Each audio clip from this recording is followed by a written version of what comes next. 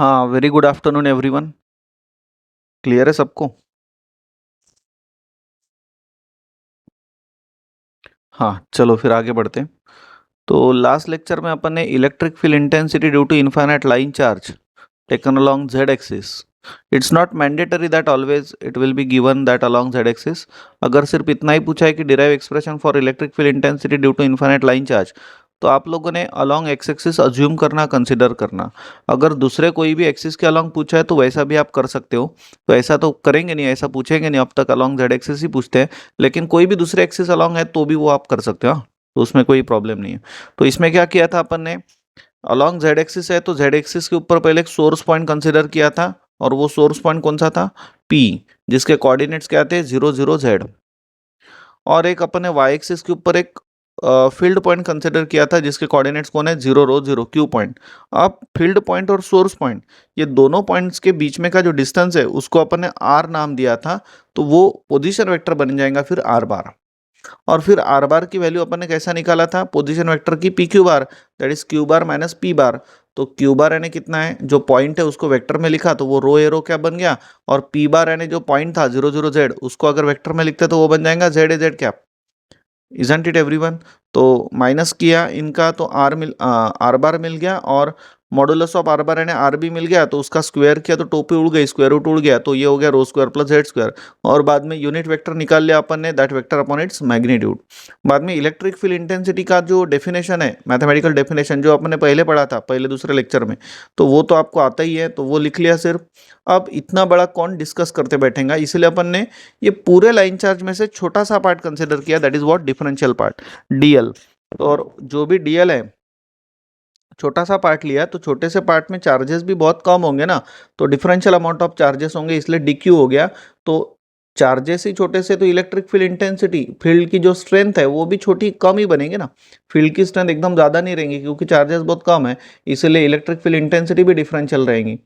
फिर इसको सॉल्व किया, बाद में लाइन चार्ज डेंसिटी के हिसाब से rho l equals to D Q by D L अगर रहता है तो फिर डी क्यू का वैल्यू हो गया रोयल इंटू डी एल, उसमें जाके सब्सटीट्यूट किया। बाद में यहाँ पे ये जेड ए जेड कैप वाला जो कंपोनेंट है निग्लेक्ट किया, because it is along Z axis, इतना मिल गया। और ये मिलने के बाद फिर अपन इंटीग्रेटिंग किया on both side, because we want E bar not D bar. Integrate किया between the limit minus infinity to infinity. Why minus infinity to infinity? Because it is infinite line charge. DL का मतलब DZ होता है, because infinite line charge is taken along Z axis. तो जो Z axis का differential part रहेगा, जिसको अपन ने डीएल बोला, वो डीएल ही कौन है? डीजेड है। ये सब्सटीट्यूट किया, बाद में आप लोगों को सब्सटीट्यूशन ये इंटीग्रेशन सॉल्व करने के लिए करना पड़ा कि जेड को सो रो tan थीटा, आगे सॉल्व किया तो इतना आपको मिल गया। तो होप किसी को यहाँ तक कोई भी प्रॉब्लम नहीं है। होप सब लोग यहाँ तक वेरी वेल समझ गए। क्लियर है क्या सब लोग? समझ गए नहीं यहाँ तक? कोई प्रॉब्लम नहीं है ना? नहीं है तो अभी मैं इसको ही कंटिन्यू करता हूँ। अभी देखिए next question is electric field intensity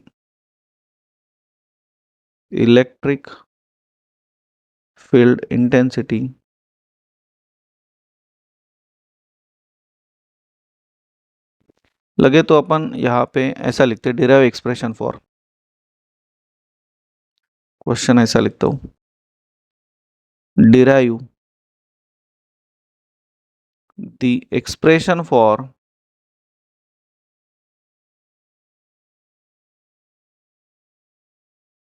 electric field intensity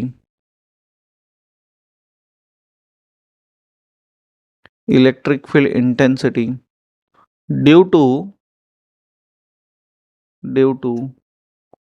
finite line charge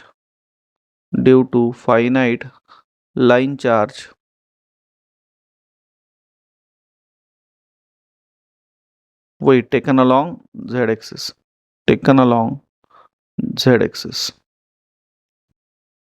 same ही है, बट ये क्वेश्चन में मैं इतना कुछ अभी समझाता नहीं।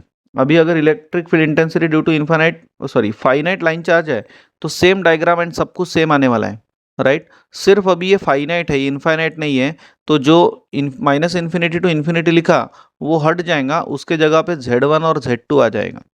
अरे फाइनाइट हो गया ना अभी, तो माइनस इन्फिनिटी टू इन्फिनिटी नहीं रहेगा, अब Z1 टू Z2 रहेगा। और सपोज अपन Z1 equals to alpha one consider करते हैं और Z2 equals to alpha two consider करते हैं। मैंने अभी जो बोला वो समझा क्या आपको? अभी फाइनाइट है ना, फाइनाइट। तो फाइनाइट जो है वो Z1 टू Z2, Z1 यानी अल्फा वन, Z2 यानी कौन, अल्फा टू। बोलिए तो प्लीज, ये समझे क्या मैंने क्या बोला? तो फाइनाइट है ना, फाइनाइट। हाँ यस, समझ गया। सर। हाँ, तो फाइनाइट अगर है तो मैं यहाँ पे सीधे सीधा लिख लेता हूँ, we how we how electric field intensity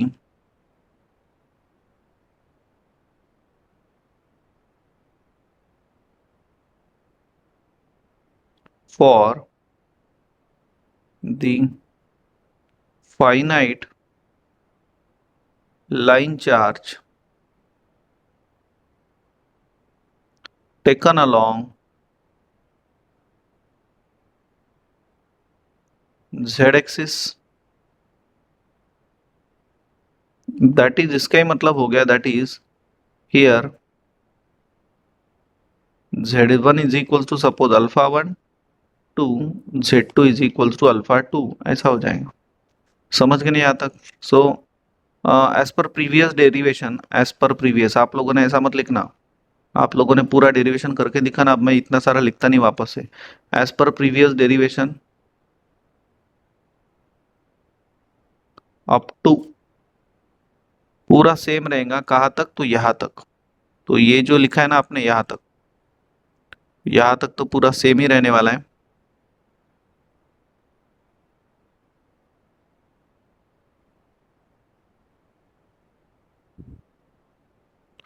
पूरा सेम रहेगा, सिर्फ लिमिट्स, हाँ लिमिट्स आप लोगों ने पूरे ये चेंज करते आना, माइनस इन्फिनिटी टू इन्फिनिटी नहीं लिखना, यहाँ पे Z1 टू Z2 लिखना, और Z1 Z2 का मतलब आपको पता है।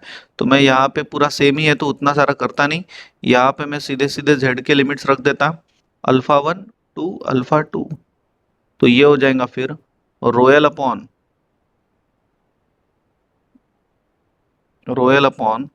2 पाई इप्सिलॉन इंटू रो, और ये हो जाएगा अंदर में upper limit sine of alpha two minus lower limit alpha one put करते तो sine of alpha one into a rho cap. तो ये मिल गया आपको इलेक्ट्रिक फील्ड इंटेंसिटी का derivation for the finite line charge. बोलो समझे क्या सब लोग, कोई प्रॉब्लम है क्या? समझ गए क्या? पूरा डेरिवेशन सेम है। अब आपको एग्जाम में अगर फाइनाइट के लिए आता है तो वो ऐसा पूरा सॉल्व करना, सिर्फ इंटीग्रेटिंग लिमिट क्या रखोगे, Z1 to Z2, that is alpha one to alpha two, इतना करना सिर्फ। और इलेक्ट्रिक फील्ड इंटेंसिटी का यूनिट क्या रहता है, volt per metre, that's it. Volt per metre या कूलम पर मीटर भी लिख सकते हो आप। तो होप ये समझ गया आपको फिर, राइट। चलो इसके प्रॉब्लम ले लेते हैं और फिर रुक जाते हैं। तो चलो प्रॉब्लम देखो, first problem now, find electric field intensity, find electric field intensity that is E bar at the point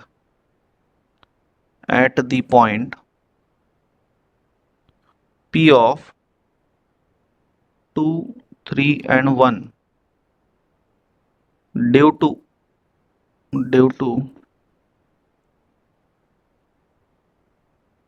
line charge density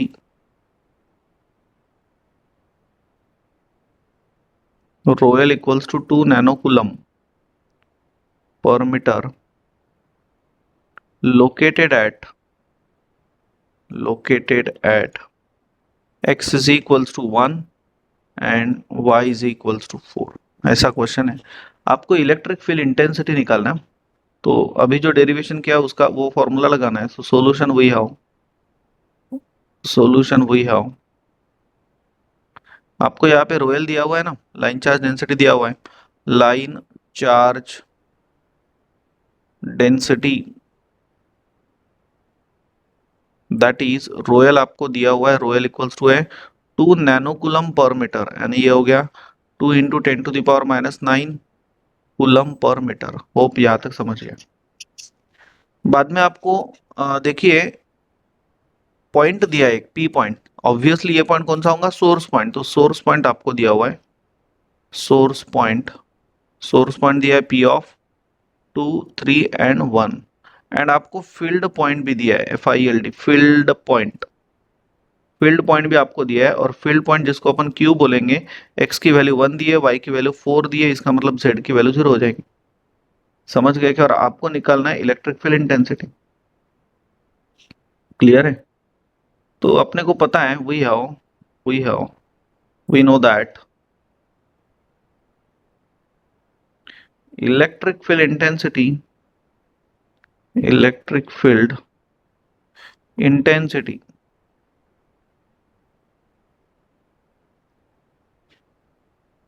due to infinite line charge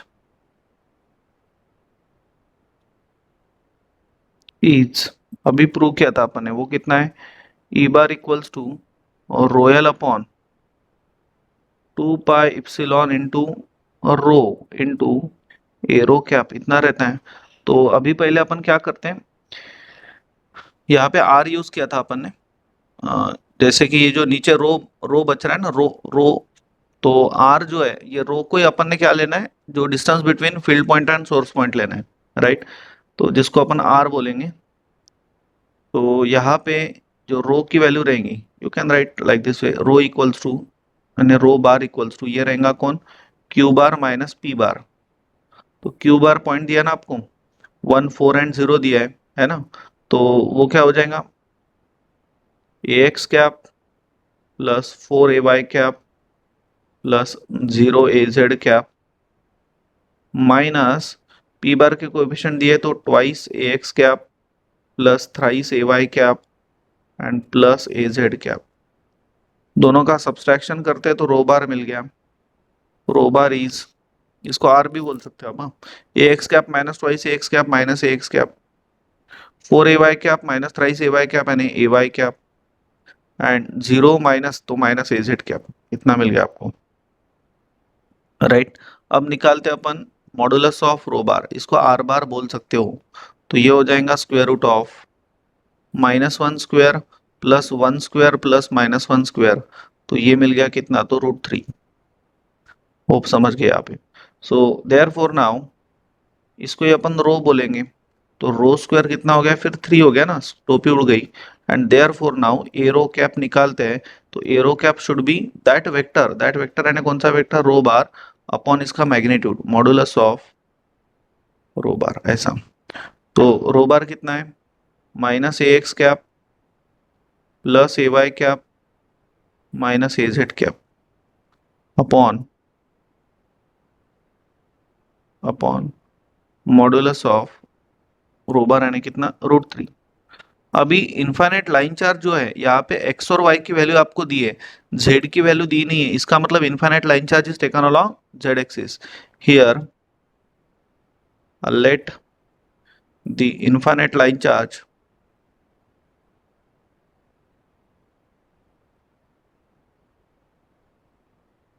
is taken along the z axis. So therefore, neglecting z components, that is AZ cap, तो जो भी arrow cap बन जाएगा, ये आएगा minus A X cap plus AY cap upon √3। वो समझ गया था। अब ये जाके ऊपर के इक्वेशन में सब्सटीट्यूट करते हैं, ई बार वाले, ये वाले। तो ये इक्वेशन में सब्सटीट्यूट करते हैं, तो बोलिए ई बार क्या बन जाएगा, ई बार इक्वल्स टू बनेगा, व्हाट इज रोयल, रोयल आपको दिया है 2 नैनोकूलम, तो 2 into 10⁻⁹, right, upon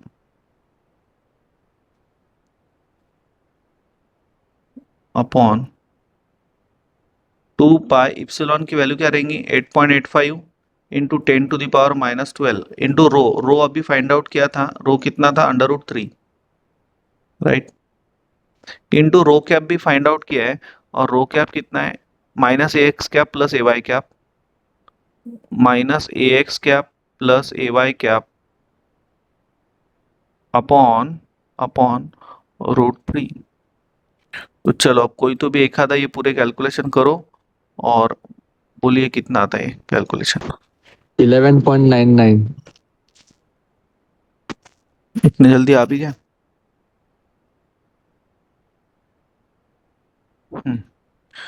E bar equals to कितना आ रहा फिर 11.99 99। Into minus A X cap plus A Y cap, इतना आया क्या सबका? Yes sir. ये कैलकुलेशन करना है इतना इतना, और √3 इंटू √3 हो गया ना सीधा सीधा। आया क्या सबका इतना volt per metre? Yes sir. चलो ठीक है फिर, सही है।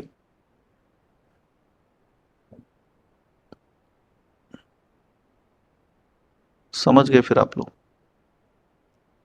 ठीक है।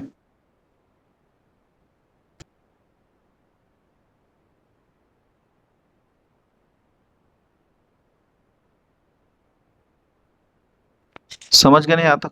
चलो तो फिर एक क्वेश्चन मैं आपको देता हूं, सिमिलर क्वेश्चन है, यही क्वेश्चन कॉपी कर लेता हूं।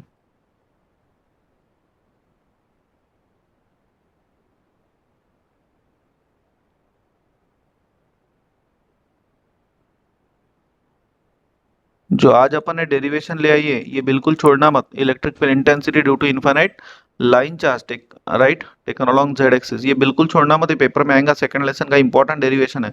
दो दो तीन तीन बार लिख के देखो। अगर आपको ये लेक्चर वापस से देखना होगा तो लेक्चर के आखिरी में मैं बोलता हूँ क्या करना है, तो आप यही लेक्चर वापस वापस भी देख सकते हो अपने ऐप के ऊपर।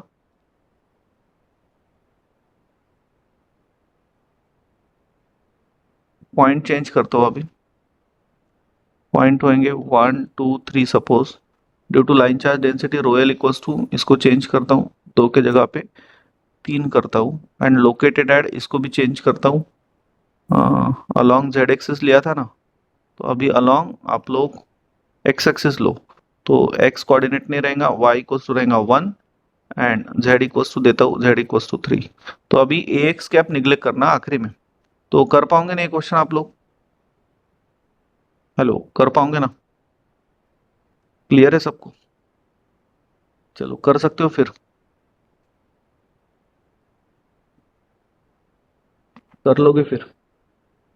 ठीक है तो फिर ये लेक्चर में अपन यहीं पे रुकते हैं। अब नेक्स्ट लेक्चर में अपन देखेंगे due to infinite surface charge, electric field intensity due to infinite surface charge. ये अपन अभी देखते हैं नेक्स्ट लेक्चर में, वो भी डेरिवेशन है बड़ा, लेकिन अगर ये डेरिवेशन आप लोग को अगर क्लियर हो गया तो वो भी डेरिवेशन सिमिलर ही है, तो उसमें कोई इतना दिक्कत की काम नहीं है, वो भी सिमिलर होने के कारण एक जैसे ही है, तो कोई ज्यादा टेंशन नहीं रहेगा आप लोगों को, राइट। सरफेस बोले तो ऐसा एक आधा प्लेन है, एक सरफेस है पूरा, राइट। तो ये सरफेस को अगर मैं लाइंस में तोड़ देता हूँ, ऐसा लाइंस, जैसा अभी अपन ने क्या किया था, एक लाइन कंसिडर किया था, वो लाइन के ऊपर बहुत सारे नंबर ऑफ पॉइंट चार्जेस है, बराबर है ना। तो अपन ने क्या किया ना, थोड़ा सा ही डिफरेंशियल पार्ट कंसिडर किया था, वैसा ही अब अगर सरफेस लेते तो सरफेस के अंदर बहुत सारे लाइंस है ना, बराबर है। एंड पॉइंट चार्ज के ऊपर इलेक्ट्रिक फील्ड इंटेंसिटी अपन ने पहले ही पढ़ा हुआ है, Q/4πε r, अरे पता है ना। तो अभी अभी जो एक्सप्रेशन किया उसमें अपने को about infinite line charge and finite line charge electric field intensity मिल गया। तो surface is the combination of number of vertical strips, या जैसा भी स्ट्रिप्स आप बोलो, तो एक strip is equivalent to line charge ना। तो लाइन चार्ज की इलेक्ट्रिक फील्ड इंटेंसिटी अपन ने अभी अभी कैलकुलेट किया, तो उसका यूज करके अपन सरफेस चार्ज का डेरिवेशन करने वाले, समझे क्या? तो वो अपन देखते हैं फिर नेक्स्ट लेक्चर में। तो अभी ये लेक्चर में अपन इधर ही रुकते हैं, बाकी देखते हैं नेक्स्ट लेक्चर में।